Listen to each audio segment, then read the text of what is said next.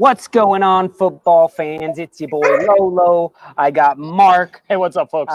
We just got done watching that Leeds United versus Brighton sort of. The way the pitch looked is basically how we're all feeling right now. We feel like even crap. the dogs. And even James, I hear James's dog upset. There you are. What's going on, buddy? I'd be upset. You're like being Bielsa. upset about something else. You're like Bielsa yelling at your dogs right now. I know. Come on. Oh man, dude, what a not so awesome display. What the fuck, man? That was painful. It looked. I mean, the pitch. Okay, the pitch was terrible. Yeah. I'll give us that. The pitch was bad, but we just looked so sluggish. I mean, no one was moving around. It seemed like no one really wanted to be there today. Yeah. Once again, how many times do I have to say this? I mean, the subs added nothing. In the second half. Well, Pablo, hold on. Pablo added a little bit of something. A little bit. And Tyler Roberts had some flair. I was about to be eating my words about getting rid of Tyler Roberts, which I was begging, like. But I know what you're saying. They didn't do enough. Yeah, no end result. I mean, I don't know. It was a very difficult match to watch. Frustrating. The crosses into the box sometimes made no sense because Brighton has such big center halves that those crosses, even when they were semi on target, were ineffective. No creativity up the middle. Again, so all of our attacks were coming from the flanks. Yeah. It's been the same. Whenever we lose, it's the same story. And then, certain players go missing. I mean, I don't have to name names. I think people know who they are. But certain players. No, James, we're live. Name names. I even know who they are. Name names. Or do you want Mark to name names? Oh, no, I'm not naming names. Not after today's. Because he's going to be naming wolves. Today's debacle. He's going to be naming wait a minute. wolves. This is a wrong show for that. We're talking Leeds. He was crying over here. I was like, shut up. I'm watching the match. Yeah. Oh, I'm still crying on the inside. Or is that just bad day. Bad day all the way around. Continue.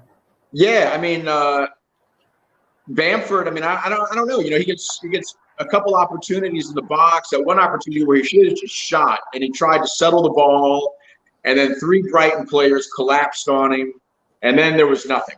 He got the ball at his feet.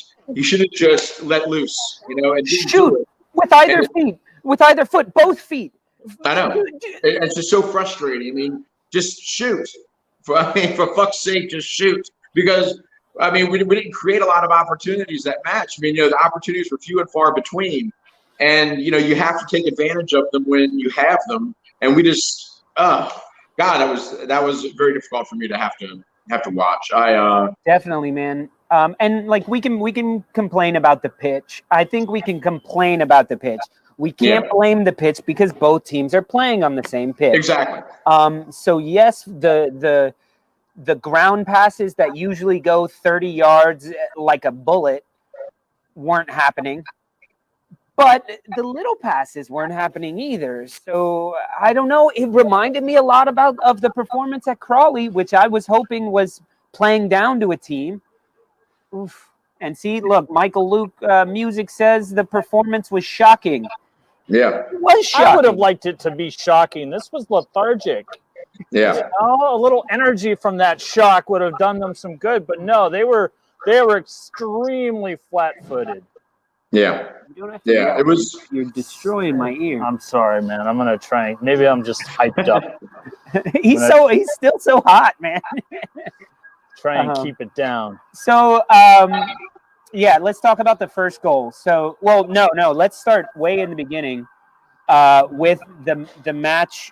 With the lineup that was put out and big name missing, Ilan Meslier off the team sheet. There had been this all week sort of what's going on with him. Is he going to play? And Bielsa kept not confirming anything. We think he's got COVID protocol or what? Yeah, that was the rumor all week long. and that was floating around on social media, and it was never really confirmed, so we don't really know for sure. But I mean, somehow that was leaked, or someone came up with that, and then of course today, I mean, it was evident that I mean, he was out. So Kiko was in net, which scared the hell out of me, obviously. Yeah. But he really didn't have many, I mean, opportunities to do anything. I mean, the first goal was not his. I mean, the only goal was not his fault. Yeah. And yeah, I think he had maybe one or two other saves, and that was pretty much it. The So one save he had that he fumbled. Do much back there. That one The save one that, was like, scary. he has it and he lets it roll over his shoulder and starts So heading toward he the. makes a good save, and Yeah. then goes, nah, I don't need that. fuck it. It's like he's waiting. He's signing up for the blooper reel, at the end of the year. Jesus. And then, of course, once again, we missed Calvin. I mean, Calvin is just, not having him was proven this season, at least, to really, to be a gigantic detriment. I mean, we can't seem to get anything going without him. Again, Luke Ayling's forced to play center back because of injuries there, so he's not in his natural position.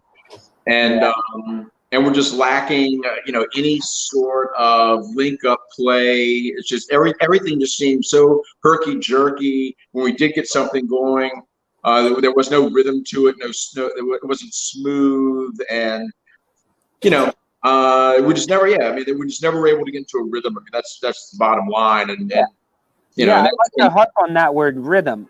Yeah. Because when the season started, I think that's part of, yes, the pace of Leeds United, but the pace along with a beautiful rhythm was what threw a lot of neutral fans off guard with them, is because that rhythm is not something you see in the Premier League from a newly promoted side. And I think you're right. The past two matches, that rhythm, non-existent. The pass, go. That we're getting so used to is gone.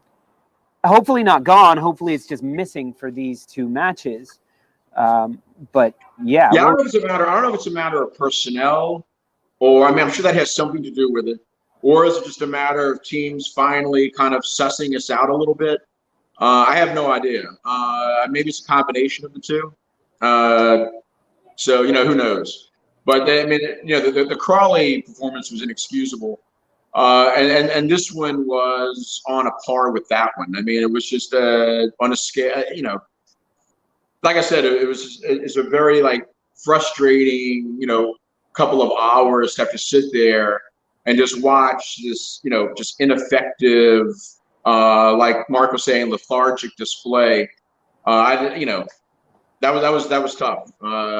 It just looked completely unmotivated. Yeah. Here's a comment from the Karen C, who is one of our Patreon subscribers. Hi, Karen. So glad to actually get to talk to you in one of these. But I hate that we're reading this as your first comment, because she does send us such lovely comments via Patreon. But her first comment that I will read on air is, the magic has completely gone ... No, Karen, the magic is not completely gone. Exactly. You put it in a pocket and it's wintertime and you can't find where you put, just like I can't find my keys half the time. Where's that magic? Which I'm not even wearing a jacket and I can't find the magic. Have you seen my magic? It was here. I left it on the bar when I went to the bathroom. Karen, everything's gonna be okay. You guys are gonna come around. But leading to that, there's also a question here from Michael Luke Music. Question for James: do you feel a relegation battle is on the horizon? Whoa, Michael, come on, pump those brakes, pal. Right now, I don't think so. I think that if we continue playing in this form, there will be cause for concern. I mean, no doubt about that. I think right now, no. Let's give it a couple of weeks until we get healthy. We start getting some players back, and then see what happens. But yeah, it's. I think there is cause for concern. I'll put it to you that way. I think there is cause for concern. I don't think we need to worry about relegation right now. But sorry, the sun just came out while you were talking. And it feels good, but it's blinding. Yeah. Yeah, I don't see a relegation battle. I think this was, you know what, Brighton is not Sheffield United. They are not West Bromwich Albion. Brighton is I feel like Brighton should have won more matches than they have this season because they have played with quality. They came out with a game plan against you guys, and it just worked. They did everything.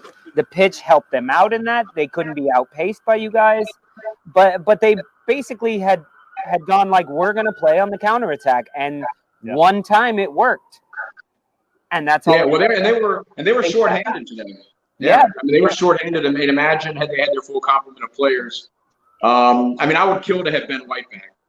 You know, I thought Ben White had a great game, and you know, I would kill to have him back. I mean, he's just a difference maker out there.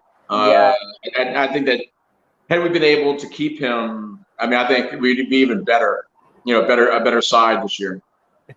Oh, so yeah, Big Mally here is saying Mark's Magic went earlier today. Ooh, man. We're not talking about that. And this is a Leeds show. Follows it up with don't mention West Bromwich Albion in front of Mark. Sorry, guys. You know what? You can mention that all you need to. Another show. Take my freaking jacket off, man. Whoa. One of the I don't want to get all BB King on you and say the thrill is gone, but man, I mean, we need to bring the thrill back somehow. I don't know. So how do you do that? To you, what is the problem? I think right now, it's a combination of factors. I think it's, like I said before, I think it's a personnel issue. I think it's not having Luke Ayling playing at right back. You know, I think that's part of the problem. I think our link-up play is disrupted because of that. Then I think that you have a lot of inconsistency on the pitch. I mean, you know, Jack Harrison goes from having a great game to having a subpar game. You see the same thing even from Cleek, you know. I mean, you know, sometimes Cleek goes out there, he's a great game, you know, and, you know, sort of manages things in the midfield. Other times, you know, he just, you know, completely disappears. Bamford's the same way. I mean, it's a lot of inconsistent performances, you know. I thought Rafinha created some, you know, opportunities today. But that was pretty much it. I mean, no one really looked dangerous, you know, up top for us, you know. So I don't know. And then I think that teams are starting to kind of, you know, suss us out a little bit, figure out a way to play us, and they're sticking to that strategy, and it's, you know, having some effect. Yeah. I kind of agree with you there on the. Teams are starting to figure Leeds out, and I'm kind of curious if the reason for that might be because, like, every match, Bielsa the same lineup, same approach. Is this, you know, does Bielsa need to change it up a little bit? Mark, you're becoming like an actual commentator because that's what all the commentators say. I don't watch anything but Soccer and Us. It's just something that I've noticed as of late. Hold on, James. I'll let you answer this, but I want to give my quick answer to that. And the answer to me is no, because the only time Bielsa's system doesn't work is when the players don't play to the system. And today, that was not Bielsa. Bielsa put the system out there, but the players did not meet the challenge. They didn't meet the challenge. Am I wrong? No, you're right. I agree with you. I think our system, like I said before, you know, our system is what's keeping us up. Yeah. I mean, and keeping us competitive in the Premiership. It's the reason why we're, you know, essentially mid-table. Is because of the system we play, and that's not going to change. I think what has to change is, you know, the personnel. And I would rather us give some of the under-23s, like, you know, like Joe Gelhardt or Sam Greenwood, maybe a shot. You know, right now we just need some injection of energy and, you know, something in the starting lineup, you know, would wonders. I think it's not of our style, it's a matter of maybe personnel. Yeah. So what do you think? Karen thinks maybe Ben White gave them some insider info. Oh, of course, yeah. I'm not completely. I mean, Ben White, he saw that was even the comments. I think he was on Jack Harrison, and Jack Harrison kind of went to make a move on Ben White, and Ben White just sussed it out immediately. And I was like, okay, Ben White knows every trick that Jack Harrison has. I mean, players do that all the time. Obviously, I mean, you go back to your club and you say, okay, I know this system. I know what's going to happen. I know what they're going to do. I know these players. Here are their tendencies. He likes this foot. That player likes that foot. He likes this sort of move. I can see him making a run at this point. Yeah, I mean, definitely. Yeah, I mean, because you got to think, as much as I laugh at that, like, yeah, he gave him some insider knowledge. But in all honesty, in practice, the defenders defend against the offense. Sure. The offense defends against the defense. So Ben White has more knowledge of the players, at least that were there last year. So yeah, I mean, it is true. Now you guys initially offered, I think, like 18 million or something for Ben White. They said no. You offered 22 million. They said no. You offered 25 million. They said no. Yeah. Do you think he's worth 25 million? First of all, I don't know. That's a big price tag for a young kid. Yeah. That would be a lot of money for him, but I mean, he's definitely a special player. I'll say that. 25 is he 25 million quid worth of a special player? I have no idea. I think they're waiting for that big payday from the scum or the bin dippers. Someone who's going to overpay for his services. And I think that those are the kind of teams that'll do it. I mean, those are the kind of teams that'll fork over 35 million quid for someone like Ben White, and because they can afford to do that. At Leeds we can't afford to do that. We can't afford big misses. We have to, when we spend our money, we have to do it wisely because we just don't have the war chest that those teams have.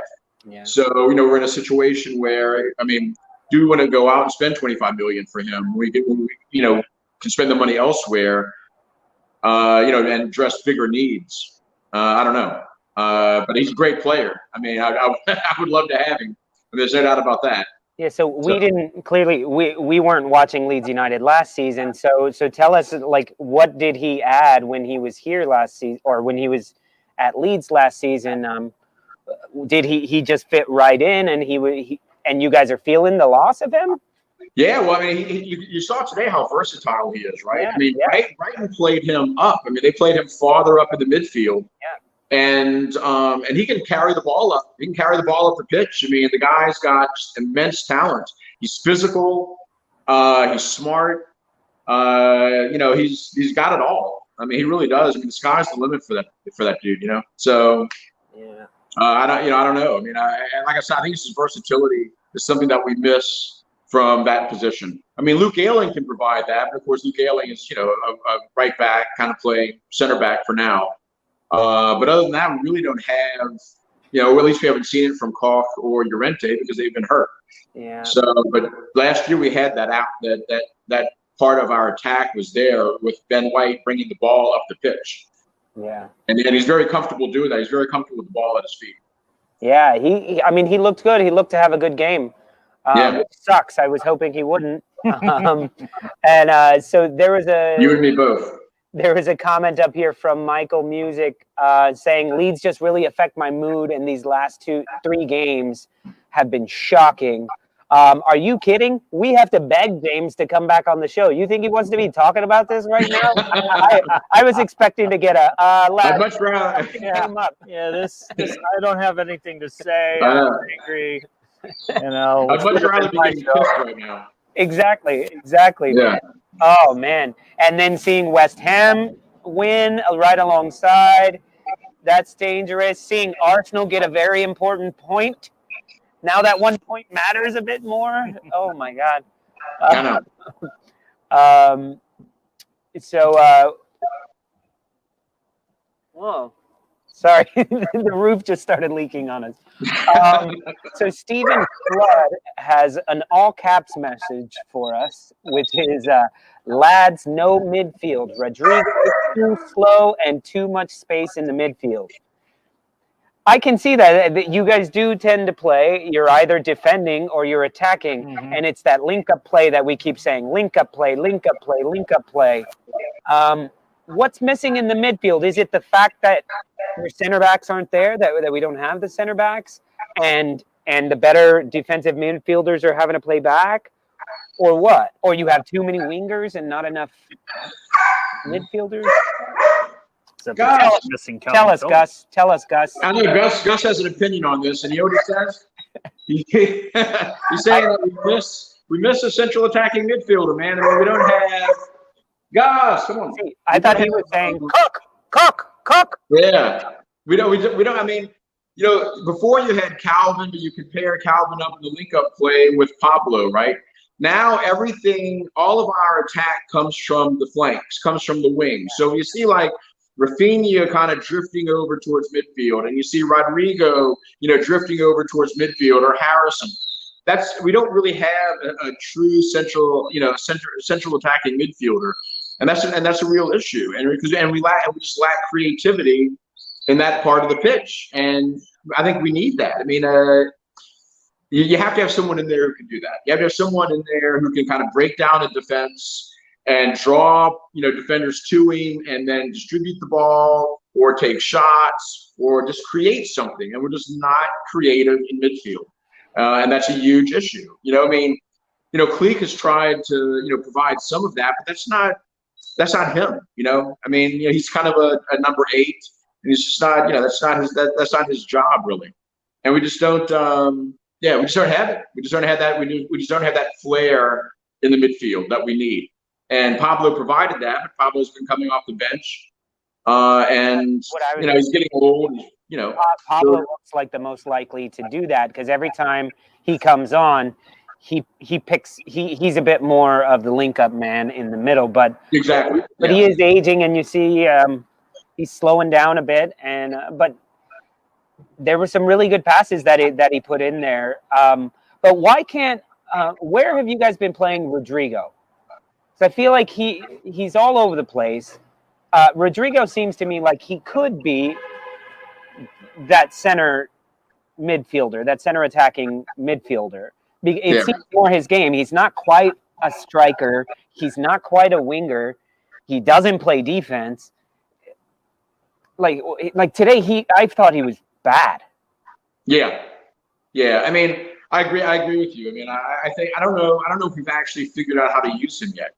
I think that's kind of been one of the parts of the team that has been missing, is how do you use Rodrigo? I mean, here's a guy that we spent 27 million quid on, and you know, I mean, I don't know what he's really given us yet. You know, I know that he had COVID and he's been recovering from COVID, and it's taken him a while to get back into, you know, get his fitness back, and that's all well and good, but man, I mean, you know, at 27 million quid, like I said, we can't afford big misses like that. And I just don't know if we've decided where he's going to go.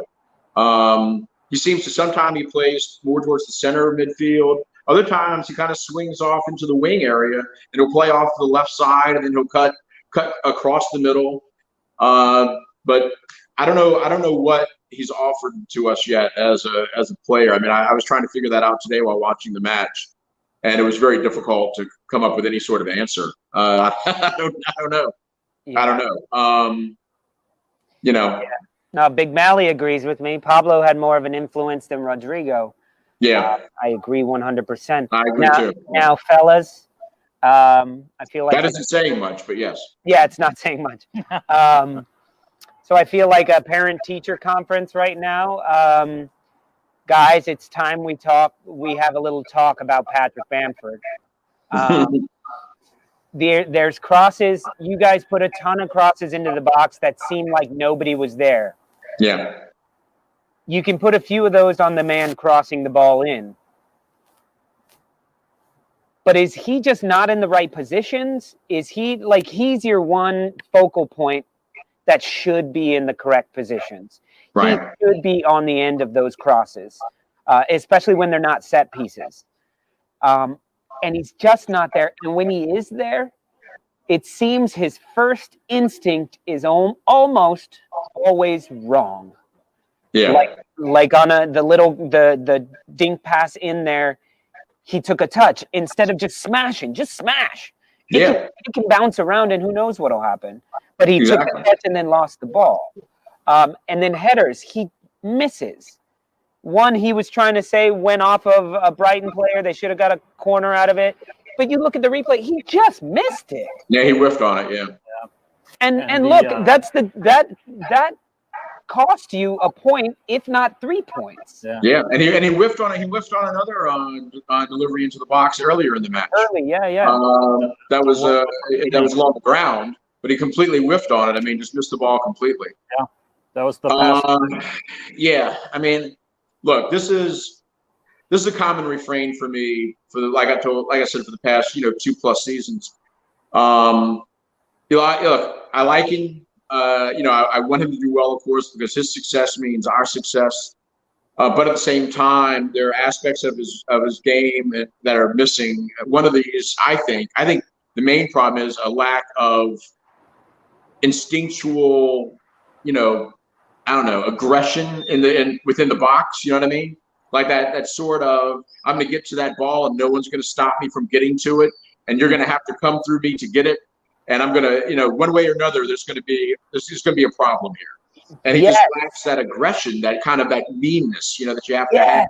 Yes. Intensity. And keep it coming, James. Keep it coming. Keep it coming. I'm loving it. Like you see someone. Okay, I'll give you a prime example. You see someone like Giroud, for instance. I mean, when Giroud gets into the box, he is nasty. I mean, he will do everything, use everything within his ability to get to that ball, and it's going to be tough to stop him. He's a very physical player, and he's got that aggression to go with it. And sometimes I just think that Paddy is not physical enough, and he's not aggressive enough. He's got all the ability as far as with his feet and everything that he can have, but it's something in his head. I don't know. It's frustrating. Paddy is great at air shots.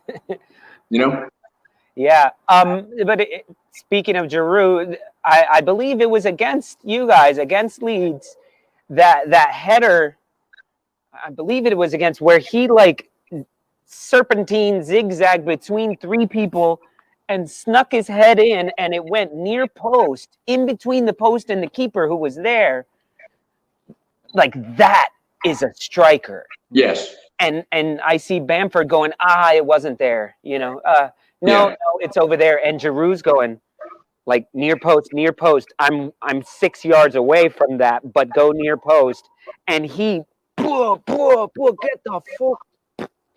Yeah. And sometimes too, sometimes I wonder about his state of mind during the course of a match, because when he does, miss on a header or something like that, you can tell that he kind of gets down on himself. Yeah. And you can't. It's just like anything. I mean, in sports, I mean, you're going to fail a lot. There's going to be more failures than successes, more than likely, when you're in that position. So, you need to be able to pick yourself back up again and say, okay, well, all right, I screwed up that time. That's all right. Next chance I get, next opportunity I get, I'm going to deliver. And he just a lot. We've been saying that a lot. We've been hearing that a lot. He's getting, once he gets that opportunity, he's getting the opportunity. He's just not converting. And I'm tired of talking about Bamford. Yeah, I really am. I'm tired of talking about him in this way, in this state. Yeah. Kid, you're getting he's not even a kid. He's like 27, 28 years old. Yeah. He's getting his opportunities, and it's like, oh my God, I'm going to score. Yeah. Instead of, here comes the ball, what am I going to do with it? That's, I think, and also not, it's like he's on the right-hand side of the goal and he kicks with the wrong foot. Today, I am sorry, but the pass from Rafinha to his feet, and all he has to do is push it in. He scores. There is no doubt about it. He scores. And instead, it's a swing and a whiff. Yeah. That's put me out on the pitch, and I'll do that for you for the 17 million pounds he gets or whatever, because I could use the money. Yeah. Here's a comment from Villa Martin Fun, who I believe is an Aston Villa fan, but he's had some really good. Has had some really good insights here. Problem is Bamford's a lone striker today against two mountains.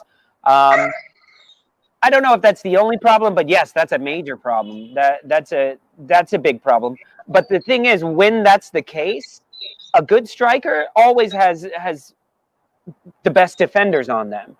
I don't see Bamford since that handball where he called for the pass, and calling for the pass got him not a handball, offside. But we're with his calling hand. it a handball because it was his hand that did not. I don't see him calling for passes. I don't see him making crazy runs, like being creative himself. Today, it looked like he was waiting. He was just waiting and going, no. Calling, but he didn't make Did a he? break.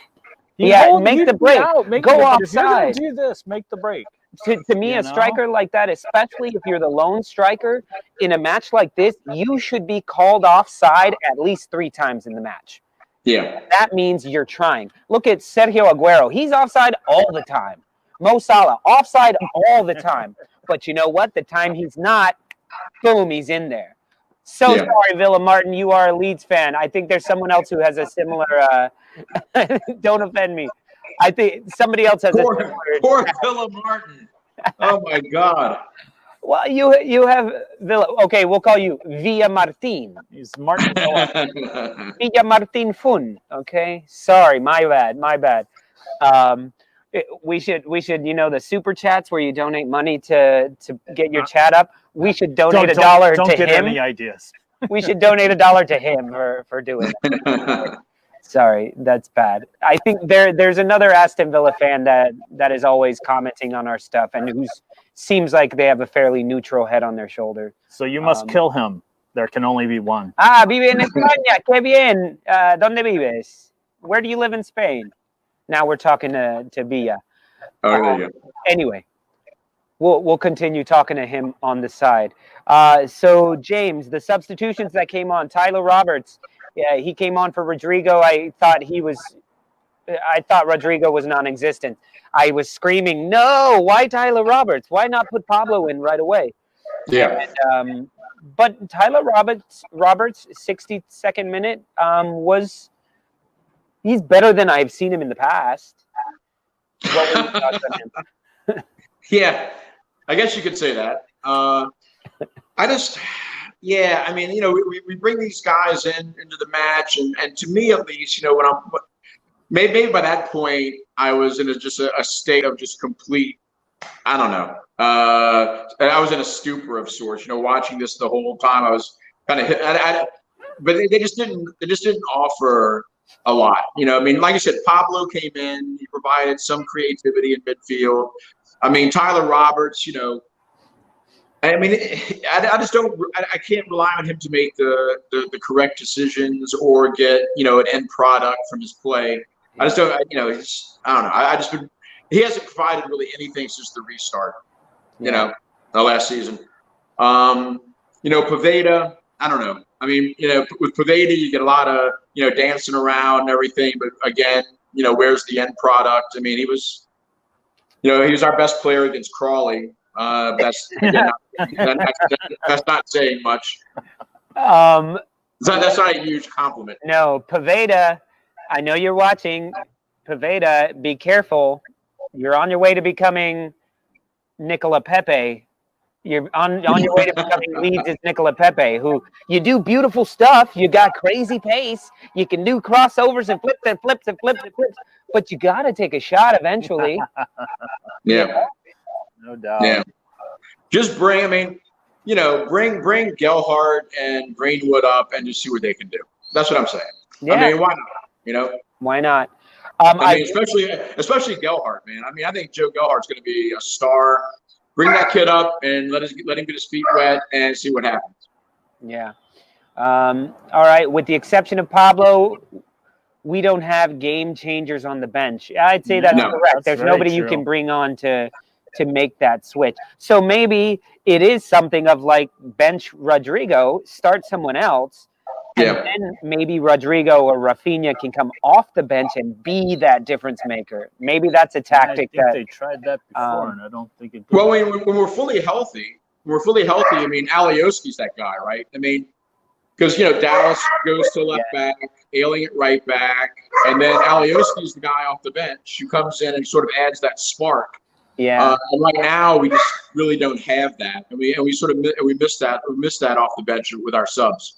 Yeah. But I mean, when Pablo comes in, Pablo, like you said, does provide something in midfield, at least something. Yeah. It's just not enough. Yeah. It's not enough, and that is the big takeaway from this match. Is it's just not enough. Everything you did was just not good enough. Not good enough. Not good enough. First half, Not good enough. Not Second good half, not good enough. So there's a lot of people, a lot of Leeds fans, or not fans, but people talking about Leeds United saying, "See, I told you they can't maintain that pace. See, I told you they can't maintain the way they started the season." Are we seeing some of that, or is this just a little dip?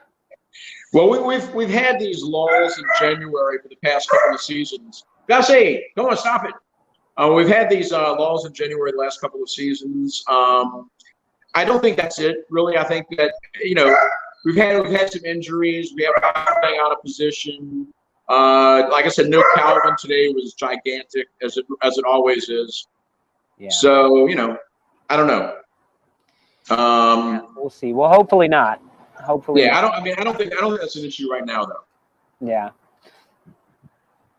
Okay. Well, James, thank you for talking to us. I think we've been talking plenty long enough.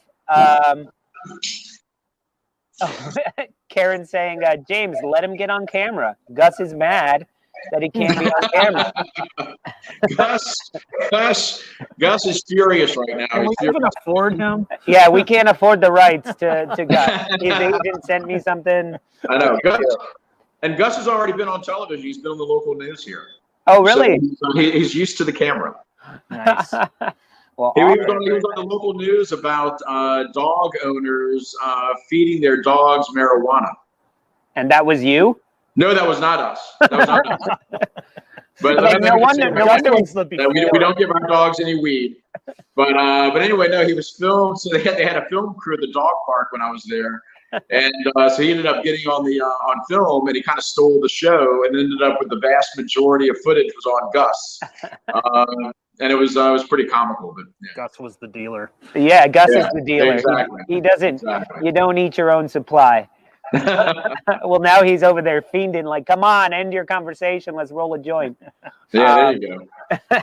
All right. Well, James, thank you so much. I wish we had happier things to talk about, but you were fantastic once again. Thank you to all of our guests who have been commenting. Big Mally, Villa Martin Fun, Mike Pickles, Karen C., of course. Yeah, definitely. Keep them coming. Don't forget to like and subscribe and hit the thumbs up on this and let your friends know that we do cool stuff. All right. And win or lose, James, what do we say? Leeds.